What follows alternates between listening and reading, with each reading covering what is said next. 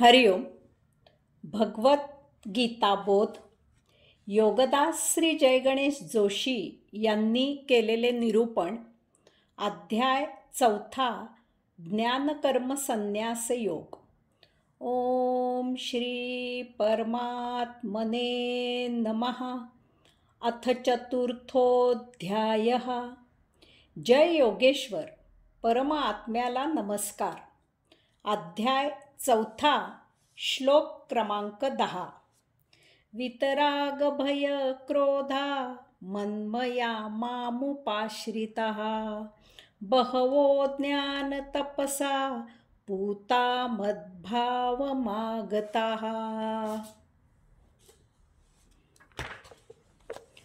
भय, क्रोध इत्यादींपासून भावनामुक्त होऊन माझ्यात एकरूप झालेले, माझ्या आश्रयाला आलेले, ज्ञानतपाने विशुद्ध झालेले असे याआधी माझ्या स्वरूपात विलीन झालेले आहेत. या श्लोकात अनेक गोष्टी सांगितलेल्या आहेत. त्या एक एक करून समजून घ्यायच्या आहेत. श्लोक क्रमांक 9 मध्ये भगवंत श्रींनी परमात्म्यात विलीन होणाऱ्यांबद्दल सांगितले. आता या श्लोकात ते त्याच्याही पलीकडे परमब्रह्मात विराजित होण्याबद्दल सांगत आहेत. प्रथम परम आत्मा आणि परमब्रह्म यातील फरक समजून घेऊया. परमात्मा ही परमब्रह्माची दिव्य चेतना आहे, शक्ती आहे. हिरा हा फार मूल्यवान तेजस्वी असतो, परंतु तो कोंदणात बसवितात. कोंदणाशिवाय हिऱ्याचे तेज फाकत नाही, प्रभावी होत नाही. हिरा कोंदणात शोभून दिसतो, तसेच परम आत्मा हा परमब्रह्मात विराजित असतो. परमब्रह्म हे परम आत्म्याचे कोंदण आहे. साक्षात्कारी परमात्म्याला प्राप्त झाला की तो सायुज्य मुक्त होतो. तो येथे भूतलावर स्वतःच प्रभू कार्यासाठी जन्म घेतो, प्रभू कार्य करतो. देह थकला की देह त्याग करून पुन्हा जन्म घेतो. असे जन्मोजन्मी चालू राहते. साक्षात्कारी परमब्रह्माला प्राप्त झाला की तो प्रभूमध्ये विलीन होतो. प्रभूच्या मर्जीने जेव्हा आवश्यकता निर्माण होईल तेव्हाच तो येथे एखाद्या विशिष्ट कार्याकरिता अंशात्मक रूपाने अवतार धारण करतो. ते विहित कार्य पूर्ण करतो, अवतार संपवितो आणि पुन्हा ब्रह्मपदाला प्राप्त होतो. येथे स्वरूप असा शब्द वापरला आहे. स्वरूप याचा अर्थ आहे परम आत्म्याचे स्वरूप. आत्मा परमात्मा अरूप आहे, निराकार आहे. परंतु ही परमात्म्याची विशेषणं त्याच्या सूक्ष्मातिसूक्ष्मपणामुळे, तो अदृश्य असल्यामुळे त्याला प्राप्त झालेली आहेत. आत्मा, परमात्मा ही एक चेतना शक्ती आहे. त्यामुळे ती कोणाची तरी, कशाची तरी आहे. त्यामुळे ती चेतना, ती शक्ती कशात तरी असते. तिचे अस्तित्व ज्यात असते त्याला आपल्या ऋषींनी ब्रह्म असे नाव दिले आहे. ब्रह्म ही शेवटची गोष्ट आहे. ब्रह्मापलीकडे काहीही नाही. हे संपूर्ण जगडव्याळ विश्व त्या परम आत्म्याला केंद्र करून फिरत आहे. परमात्मा या विश्वाच्या केंद्रस्थानी आहे. त्यामुळे परमात्मा या विश्वाला स्वतःभोवती ज्याच्यामध्ये फिरवत आहे त्याला, त्या घेराला, त्या परिघाला ब्रह्म असे म्हटले आहे. याचा अर्थ हे एवढेच ब्रह्म नाही, ते त्याही पलीकडे आहे. ब्रह्म याचा अर्थच मुळी पसरत असलेला असा आहे. अशा प्रकारे विश्व स्वतःला केंद्र करून फिरवत असताना परमात्म्याला या ब्रह्मामध्ये एक स्वरूप प्राप्त होते. साक्षात्कारीला जेव्हा हे स्वरूप प्राप्त होते तेव्हा तो ब्रह्मपदाला पोहोचतो. या श्लोकात भगवंत श्रींनी या ब्रह्मपदाची चर्चा केली आहे. भगवंत श्री सांगत आहेत की भय, क्रोध इत्यादींपासून भावनामुक्त होऊन माझ्यात एकरूप झालेले साधक भय, क्रोध इत्यादी भावना आसक्तीमुळे निर्माण होतात. वस्तुजगताची आसक्ती भोग निर्माण करते. कर्म करून आसक्ती भागविण्याचा प्रयत्न केला जातो. कर्म करताना मनुष्य कर्मयोगाचे आचरण करत नाही. तो कर्म करून आसक्तीत अडकतो. त्यामुळे राग निर्माण होतात.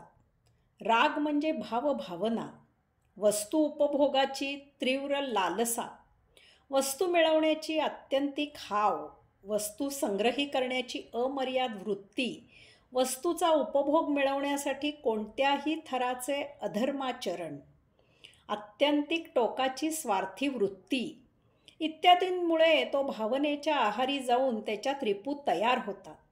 रिपूंमुळे भोग तयार होतात. रिपू शमन करण्यात अडथळा आला की मनुष्याला क्रोध येतो. तो चिडतो, भडकतो. त्यामध्ये त्याचा संयम, विवेक सुटतो. त्याचा तोल जातो आणि त्या भरात तो अधम कृत्य करतो. या रिपूंमुळे जीवात्मा जन्ममरणाच्या फेऱ्यात अडकतो. परंतु कर्मयोगाचे आचरण केले तर वस्तुजगताच्या आसक्तीपासून मुक्ती तर मिळतेच, शिवाय देहजीवित राहण्यासाठी वस्तूंचा आवश्यक तो उपभोगही घेतला जातो. म्हणजेच कर्मयोगामुळे वस्तुजगताचा उपभोग भोग निर्माण करत नाही. जो कर्मयोगाचे आचरण करतो तो भय, क्रोध इत्यादींपासून भावनामुक्त होऊन माझ्यात एकरूप होतो. भगवंत श्री पुढे सांगत आहेत की माझ्या आश्रयाला आलेले साधक ज्ञानी असतोच असे नाही.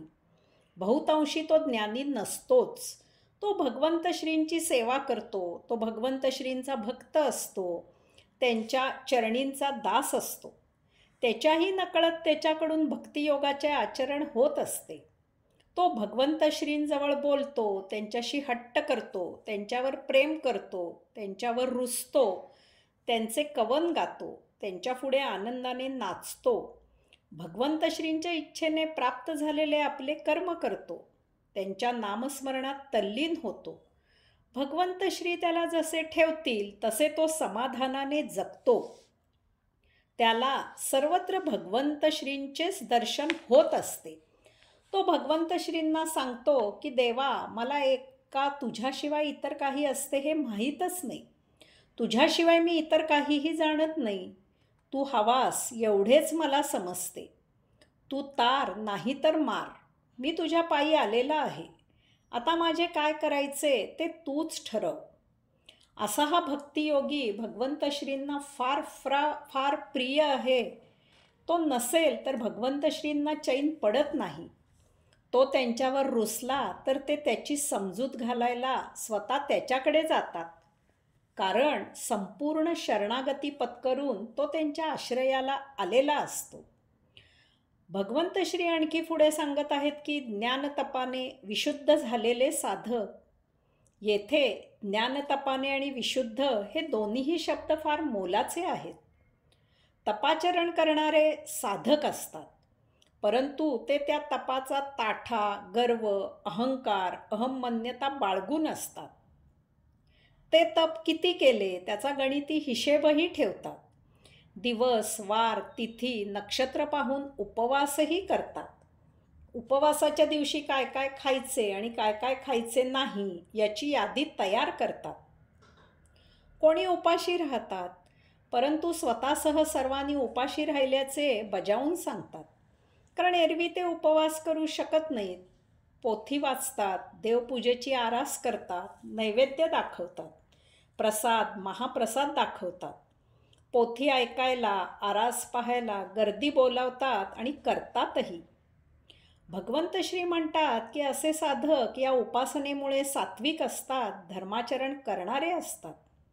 ते शुद्ध असतात, शुद्धाचरण करणारे असतात. ते विद्वान, पंडित, ज्ञानी असतात. पुण्यवंत होण्यासाठी झटतात. तपाचरण अतिशिस्तबद्ध करतात.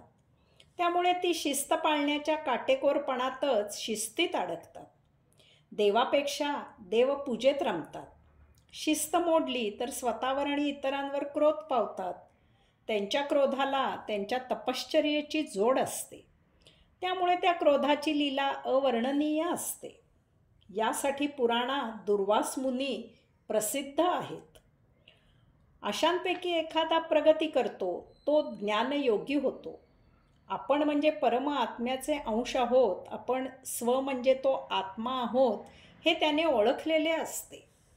अंशात्मा आणि परमात्मा यामधील संधान म्हणजे तो एकमेव श्वास आहे, पंचप्राण आहेत हे त्याने जाणलेले असते. श्वास घेणे किंवा थांबविणे हे जीवाच्या इच्छेवर अवलंबून नाही, ते देहातीत आहे हे जाणून असा ज्ञानयोगी त्या श्वासाचा धागा पकडतो आणि परमात्म्याकडे आपला प्रवास सुरू करतो. तो अध्यात्म योग साधना करत असतो. त्यामध्ये तो इतका रत होतो की त्याला देहाची शुद्ध राहत नाही. तो विदेही विशुद्ध होतो. उपवास आपोआप घडतो, करावा लागत नाही. कारण तो परमात्म्याच्या पायापाशी आसन घालून परमात्म्याच्या ध्यानात समाधिस्थ होतो.